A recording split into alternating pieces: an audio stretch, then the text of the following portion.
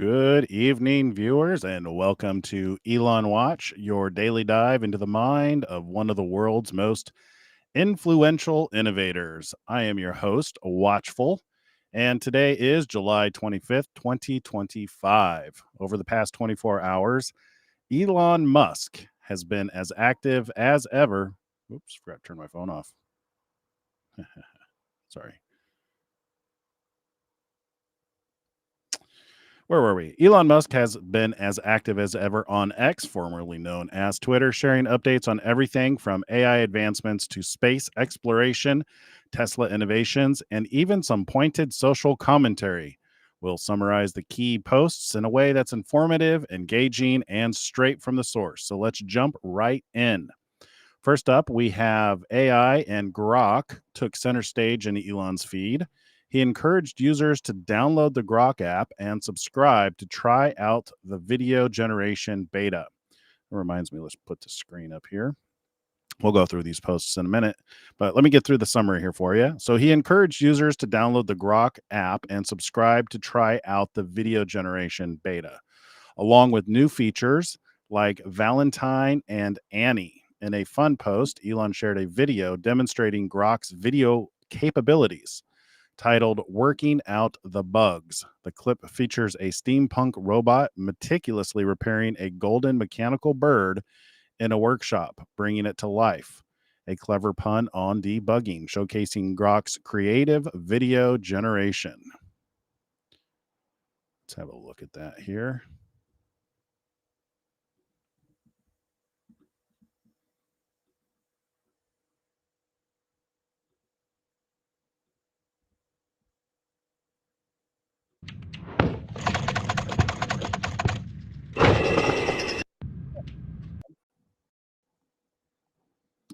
He also highlighted the need for more Android developers to expand Grok's features like companions to that platform.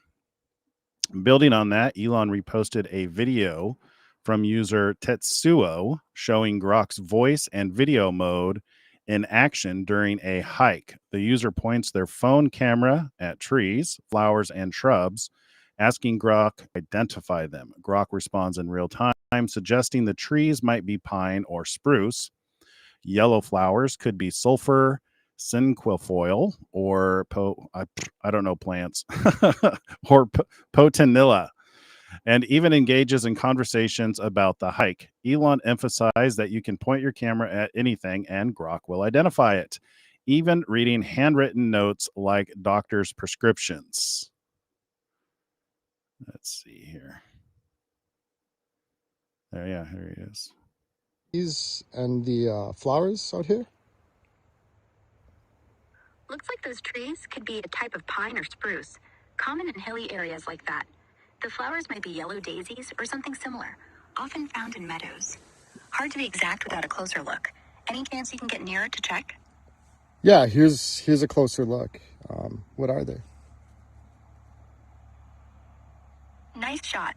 Those yellow flowers look like they could be sulfur cinquefoil, or maybe a type of potentilla, both common in mountainous areas. The shrubby growth fits too. Are you hiking nearby, or just scoping out the scenery? There you go. All right. He noted that Grok might make mistakes, but it will improve over time, as with anything.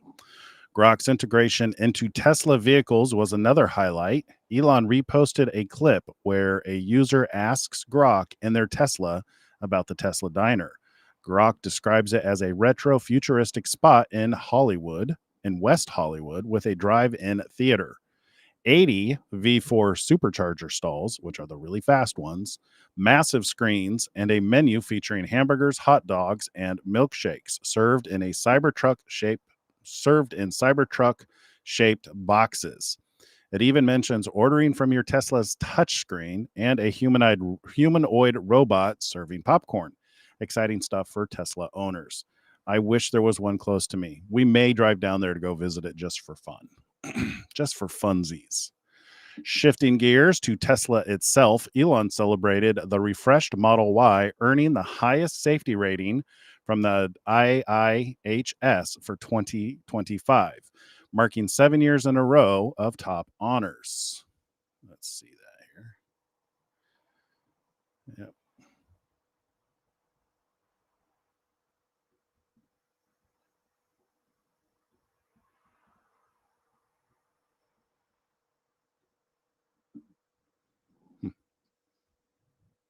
You know, the thing about Teslas, and this is one of the reasons why I actually drive a Tesla, is they're unflippable. If you've ever seen videos, and we're not going to go search for one, you can go look for them. If you've ever seen videos of them trying to flip a Tesla, they're like those punching bags that you punch and they right themselves automatically because there's so much weight at the bottom of the vehicles that they automatically just try to keep upright, which I can't remember the statistics, but I think it's 90% of injuries happen in rollovers. So the fact that Teslas are significantly less likely to roll over seriously reduces injury. So it's no wonder that they receive such high ratings from the IIHS. So he also dropped major news on Tesla's AI hardware tier, because I just bought a Tesla and now it's as soon as you buy something, it's outdated already. It's just the way it is. Samsung's new Texas fab will produce Tesla's next gen AI 6 chip. I think mine's AI 4, which he called strategically crucial. Samsung currently makes AI 4, while TSMC handles AI 5, starting in Taiwan and moving to Arizona. Elon clarified that the $16.5 billion deal is just the minimum, with output likely several times higher, and Tesla will help optimize manufacturing efficiency. He added that AI 6 unifies hardware for vehicles, robots, and data centers based on Dojo's design.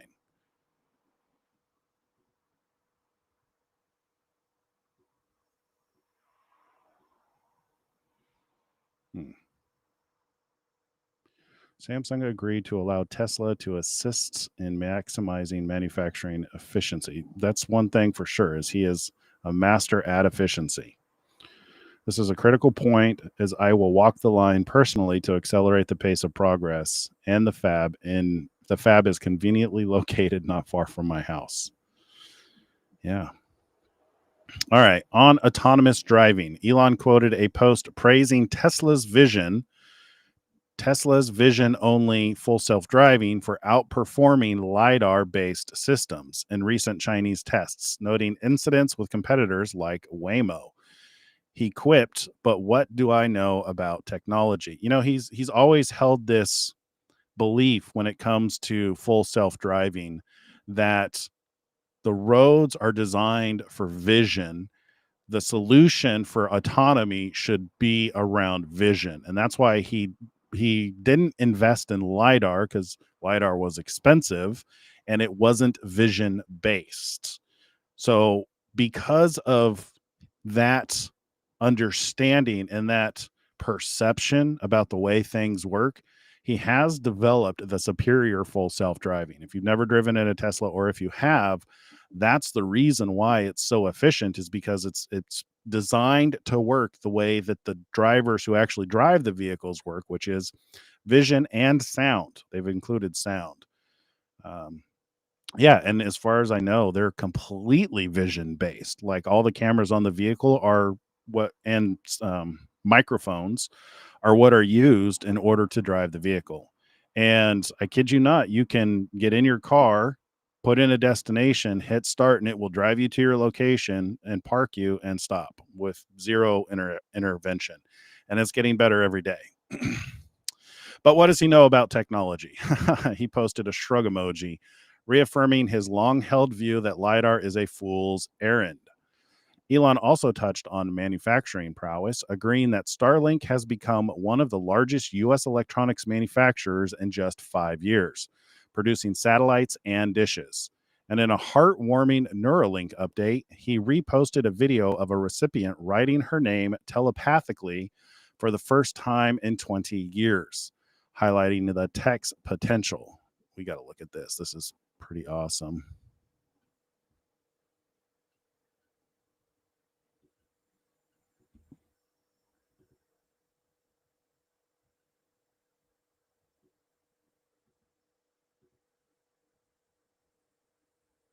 Is that just a image? That might just be an image.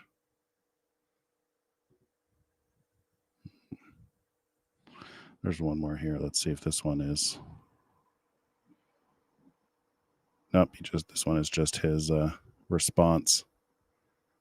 Okay, so you can see here that she telepathically wrote her name, which this isn't the first time. Well, this might be the first time it's been done wirelessly. I don't know if this is wirelessly because he uses the word telepathically. So she was able to actually write her name by just thinking about it, which is pretty impressive when you think about it. That is pretty cool. All right, moving on. Now on to SpaceX. Elon announced that Starship will launch again next month. He replied to a countdown post noting the Mars transfer window is approaching fast, just 63 weeks away. Wow. Starlink got a shout out too, with Elon praising its connectivity in remote areas. Elon's posts weren't all business. He weighed in on societal issues. He agreed with a post on uncaptured sunlight being Earth's biggest energy wastes. I don't know about that. It's causing the trees to grow and killing bacteria on surfaces left out and making your summer tea if you put it out on your porch. Noting that capturing just 1% could 100x humanity's supply. On nonprofits, he called a graph of the Obama's Foundation grant network accurate, criticizing how little donation money reaches the front lines. You got to see this. Oops.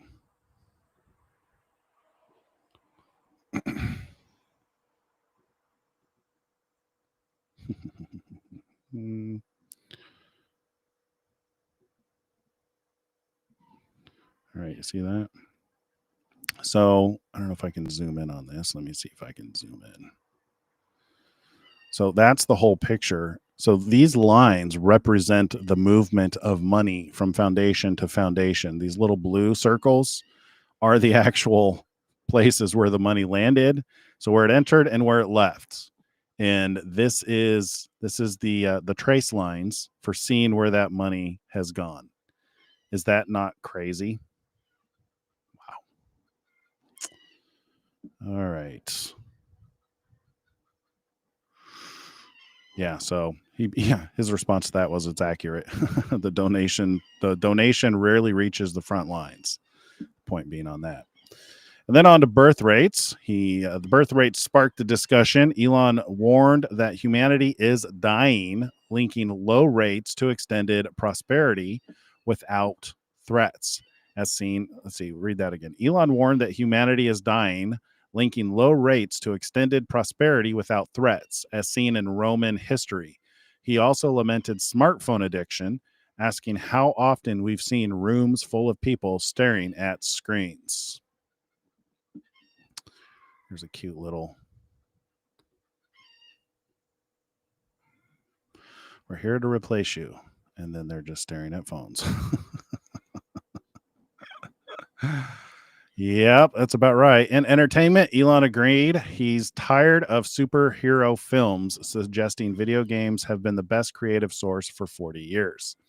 He countered fears that AI would make humans obsolete in chess, noting the game is more popular than ever. You know, that's the thing is they've been telling me that AI was going to replace my work as a software engineer for the last, I don't know, 10 years.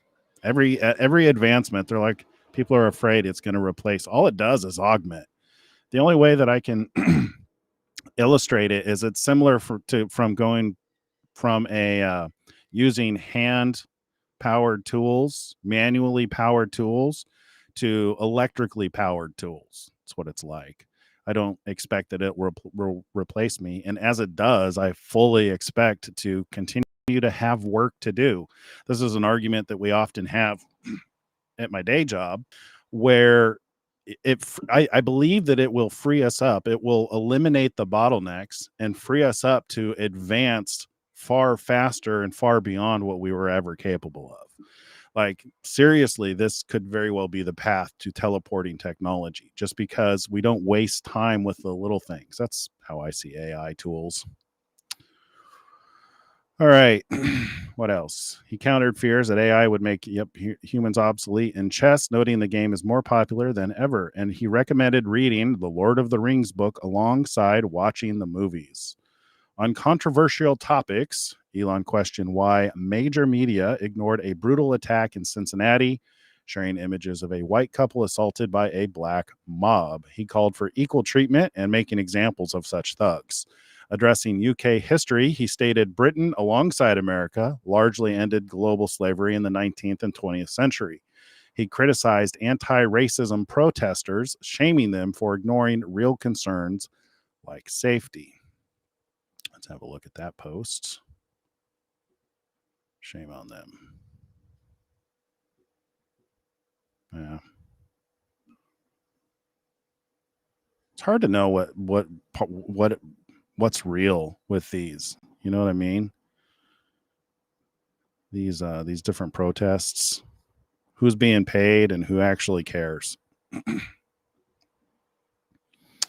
Elon also dismissed a protest outside the Tesla diner with inflatable Nazi salutes of himself as a paid attack. See, there you go, with no support. And in lighter notes, he laughed at memes like one about Mercedes integrating Microsoft Teams into cars instead of Grok. Oh, please no. Please no. If you've ever used Microsoft Teams, please no. Don't integrate that into your cars. Use Grok. Grok is pretty cool. I don't know if you guys have used Grok. Grok's pretty fun. All right. Finally, Elon shared an interview with Tesla owner Silicon Valley at the X Takeover event discussing AI, SpaceX, Tesla, and more. This news is kind of past the 24 hours, but we're still including it just because it's relevant. Anyway, so that's a wrap on today's Musk Roundup. From groundbreaking tech to thought-provoking opinions, he never fails to spark conversations. So what was your favorite post in the last 24 hours? Let us know in the comments below. Don't forget to like, subscribe, and hit that notification bell for more updates. Stay innovative, and we'll see you tomorrow. Shalom, shalom.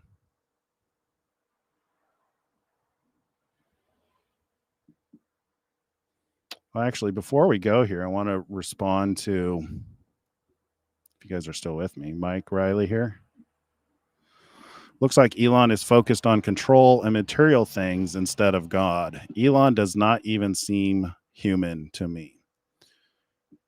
I can understand why it would seem like that.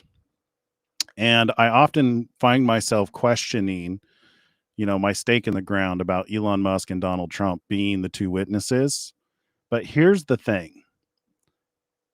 I don't think it's right to presume to know what God's will is or plan is with the people he chooses. Consider David. You had King Solomon and his army with Goliath cursing and speaking evil about the God of Israel, Abraham, Isaac, and Jacob, right? All the men in Solomon's army were afraid. It took a young man who was tending sheep to get pissed off enough to do something about it. So Elon is probably one of the most innovative people of our day and age. Most people are too damn afraid to do anything. They would rather sit back and criticize and say it can't be done rather than find solutions to problems. So the question is that God's will that you find solutions to the problems, or is it better that we sit back in fear and don't do anything? I know that 2 Timothy tells us, for God has not given us the spirit of fear, but of power and of love and of a sound mind. And while Elon doesn't seem like a conventional witness, he sees the future and he's doing something about it. And the dude is talking about it every single day, which is the whole point of this new series of illustrating these posts. Is I fully believe we're in that 1,260 days. And right now you've got two gentlemen who have been given power by God to have an impact on the world. Elon fighting for free speech and the future of humanity, speaking the truth, such as, things like the birth rates being too low to replace humanity. that's a concern for humanity. That's not a concern for material things. That's a concern for the things God might be concerned about, right? He put us here to populate the earth. The very first commandment was be fruitful and multiply. Anyway, I don't know if I see it that way. I understand why there might be some objectives to these two prophets. It is said that they are going to torment the world. So there's definitely going to be people who don't agree with them and don't believe that they're serving God. All right. With that, I'll leave you guys. We'll be doing an update soon on Donald Trump.